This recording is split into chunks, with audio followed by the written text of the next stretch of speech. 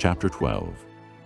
The Lord said to Moses and Aaron in Egypt, This month is to be for you the first month of your year. Tell the whole community of Israel that on the 10th day of this month, each man is to take a lamb for his family, one for each household. If any household is too small for a whole lamb, they must share one with their nearest neighbor, having taken into account the number of people there are. You are to determine the amount of lamb needed in accordance with what each person will eat. The animals you choose must be year-old males without defect, and you may take them from the sheep or the goats. Take care of them until the 14th day of the month, when all the people of the community of Israel must slaughter them at twilight. Then they are to take some of the blood and put it on the sides and tops of the doorframes of the houses where they eat the lambs. That same night they are to eat the meat roasted over the fire, along with bitter herbs and bread made without yeast. Do not eat the meat raw or cooked in water, but roast it over the fire, head, legs, and inner parts. Do not leave any of it till morning. If some is left till morning, you must burn it. This is how you are to eat it, with your cloak tucked into your belt, your sandals on your feet, and your staff in your hand. Eat it in haste. It is the Lord's Passover. On that same night, I will pass through Egypt and strike down every firstborn, both men and animals. And I will bring judgment on all the gods of Egypt. I am the Lord. The blood will be a sign for you on the houses where you are, and when I see the blood, I will pass over you. No destructive plague will touch you when I strike Egypt. This is a day you are to commemorate. For the generations to come, you shall celebrate it as a festival to the Lord, a lasting ordinance. For 7 days you are to eat bread made without yeast. On the first day, remove the yeast from your houses. For whoever eats anything with yeast in it, from the first day through the 7th, must be cut off from Israel. On the first day, hold a sacred assembly, and another one on the 7th day. Do no work at all on these days, except to prepare food for everyone to eat. That is all you may do.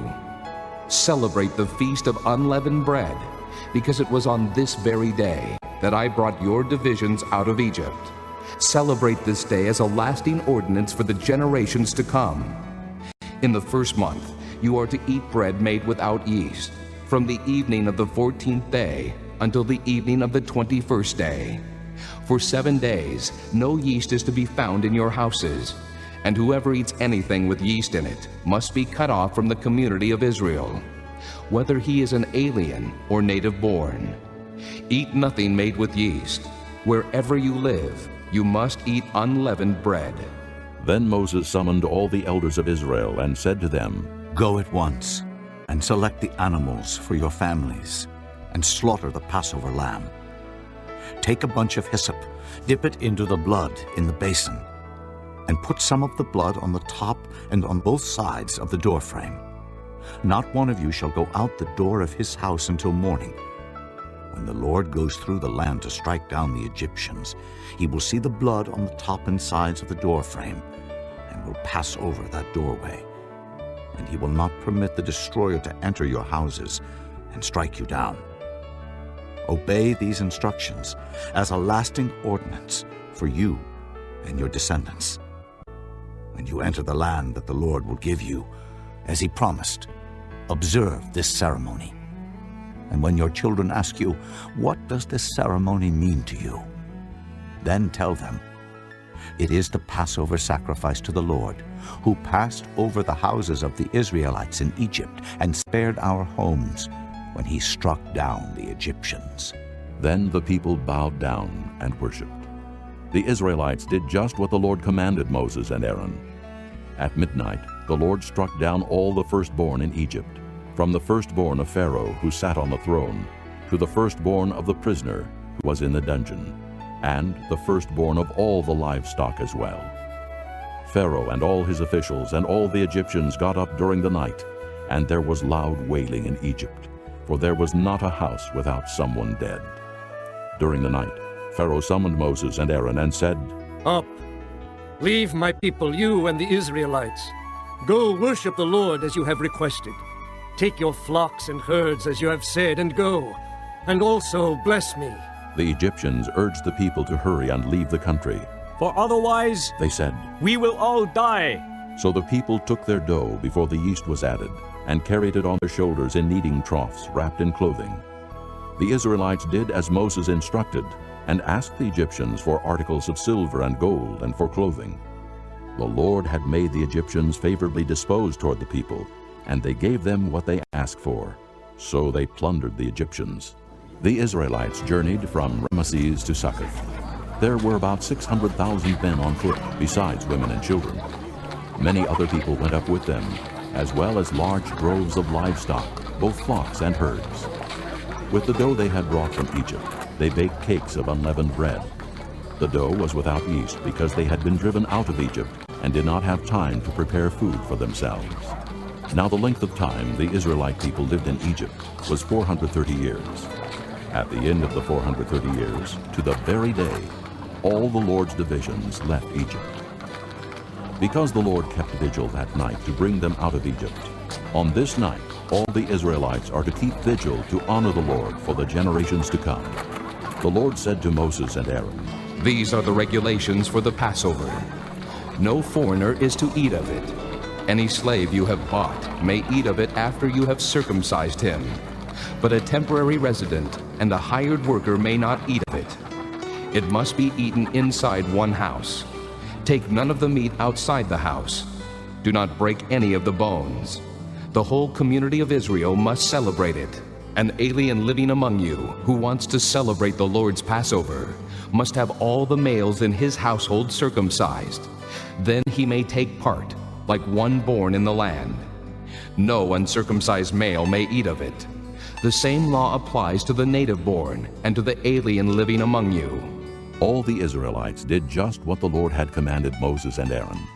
And on that very day, the Lord brought the Israelites out of Egypt by their divisions.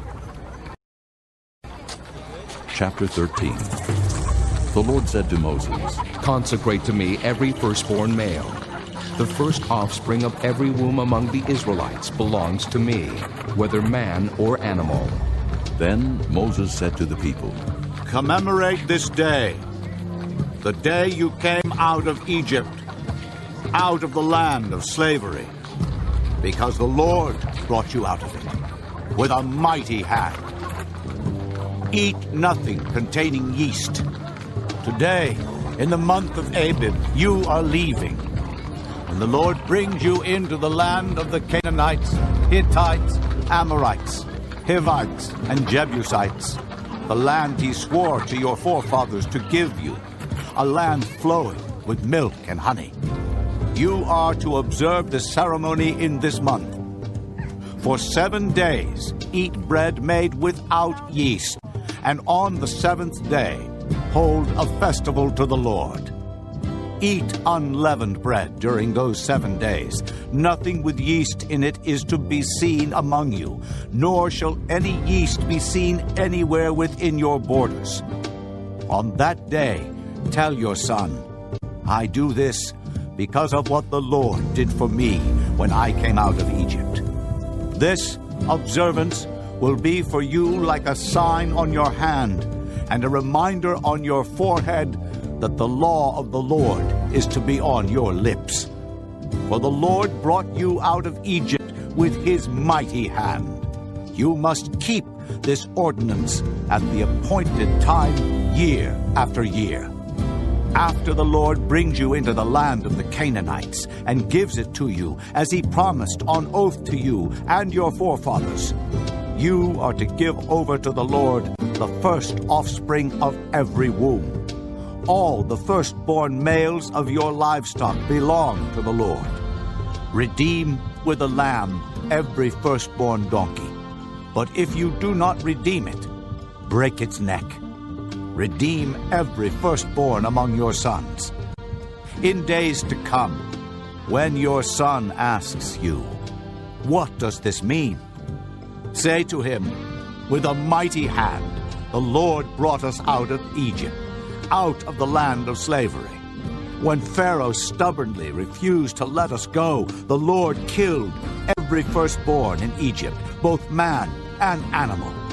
This is why I sacrifice to the Lord the first male offspring of every womb, and redeem each of my firstborn sons. And it will be like a sign on your hand, and a symbol on your forehead, that the Lord brought us out of Egypt with his mighty hand. When Pharaoh let the people go, God did not lead them on the road through the Philistine country, though that was shorter. For God said, If they face war, they might change their minds and return to Egypt. So God led the people around by the desert road toward the Red Sea. The Israelites went up out of Egypt armed for battle. Moses took the bones of Joseph with him because Joseph had made the sons of Israel swear an oath. He had said, God will surely come to your aid, and then you must carry my bones up with you from this place. After leaving Succoth, they camped at Etham on the edge of the desert. By day the Lord went ahead of them in a pillar of cloud to guide them on their way, and by night in a pillar of fire to give them light, so that they could travel by day or night. Neither the pillar of cloud by day nor the pillar of fire by night left its place in front of the people. Chapter 16. The Pharisees and Sadducees came to Jesus and tested him by asking him to show them a sign from heaven. He replied, When evening comes, you say, It will be fair weather, for the sky is red. And in the morning, Today it will be stormy, for the sky is red and overcast.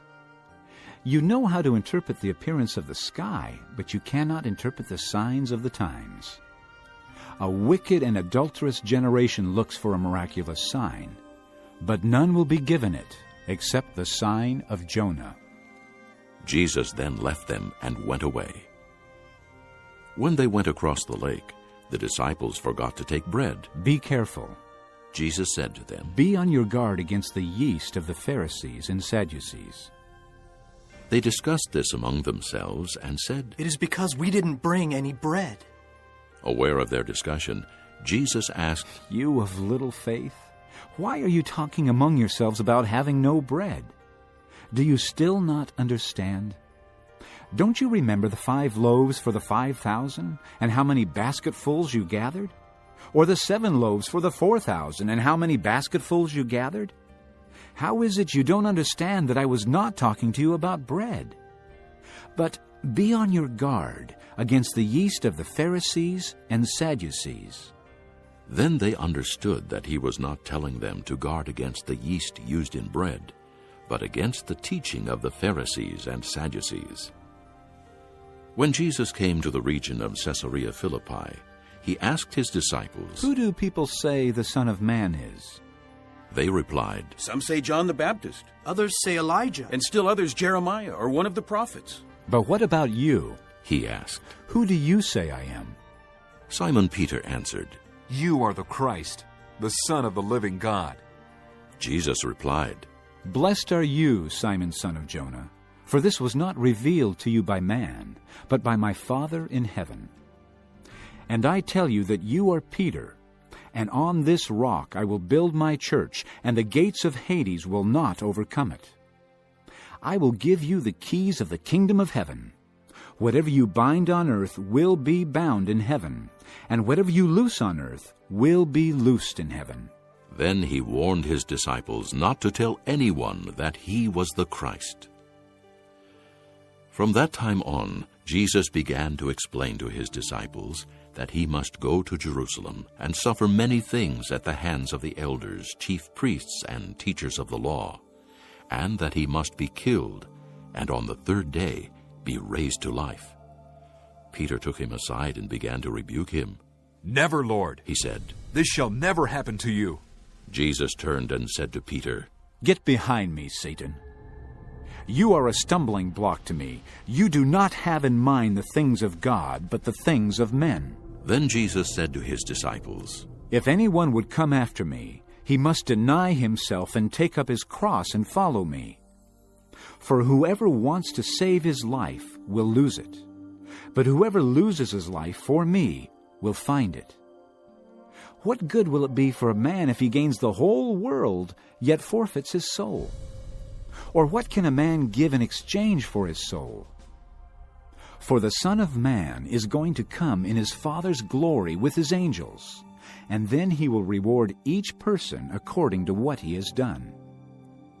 I tell you the truth. Some who are standing here will not taste death before they see the Son of Man coming in his kingdom.